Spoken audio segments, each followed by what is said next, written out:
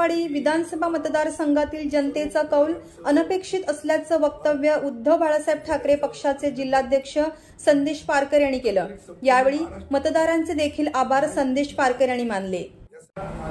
खरं तर मी सर्व मतदारांचं आभार, विजेत्याचं अभिनंदन। खरं तर एक संपूर्ण महाराष्ट्रामध्ये एक महायुतीची लाट या सगळ्या निकालामध्ये त्या ठिकाणी दिसली आणि जो काही जनतेचा कौल जो मिळालेला हा अनपेक्षित आहे आणि जवळजवळ 50,000 मतदारांनी त्या ठिकाणी मला मतदान केलं आणि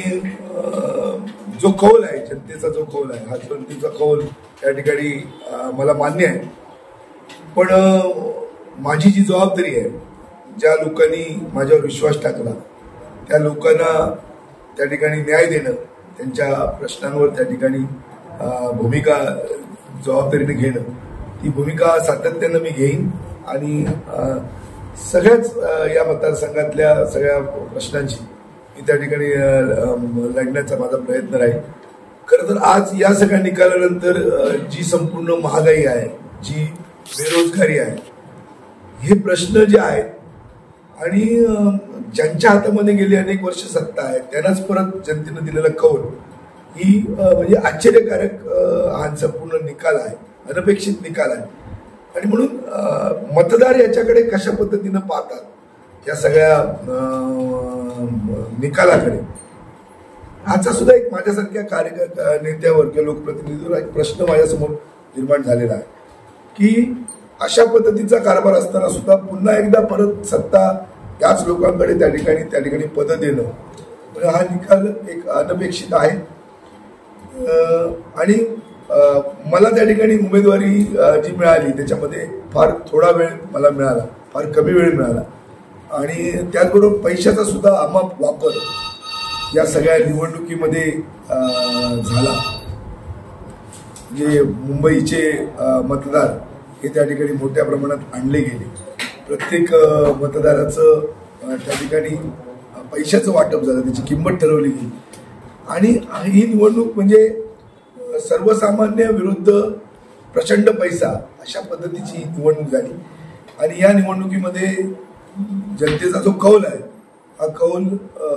या सगळ्या म्हणजे प्रचंड पैसा असेल,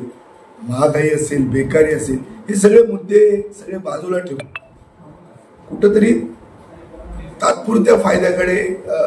जनमत किंवा मतदारांचा कौल त्या ठिकाणी राहिला आणि एक संपूर्ण महाराष्ट्रामध्ये एक वेगळी लाट, सगळे जेव्हा निवडणुकीचे निकाल आम्ही संपूर्ण महाराष्ट्रामध्ये घेतले, म्हणजे संदेश पारकरांचाच पराभव नाही, वैभव नाईकांचा पराभव किंवा महाराष्ट्रातल्या अनेक बड्या नेत्यांचा पराभव या निवडणुकीमध्ये झाला आणि एक वेगळा कौल महायुतीला त्या ठिकाणी, महायुतीची एक लाट संपूर्ण या महाराष्ट्रामध्ये दिसली आणि म्हणून कुठेतरी हा सगळा फटका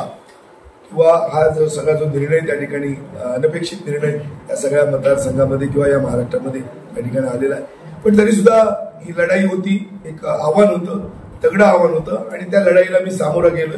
आणि माझ्या कार्यकर्त्यांनी सुद्धा, शिवसेना असेल, महाविकास आघाडीच्या कार्यकर्त्यांनी फार मोठी मेहनत या निवडणुकीच्या निमित्तानं घेतली आणि म्हणून त्या कार्यकर्त्यांचा सुद्धा मनापासून त्या निमित्तानं मी त्या सगळ्या कार्यकर्त्यांचं मनापासून आभार मानतो, जनतेचा आभार मानतो, मतदारांचे आभार मानतो आणि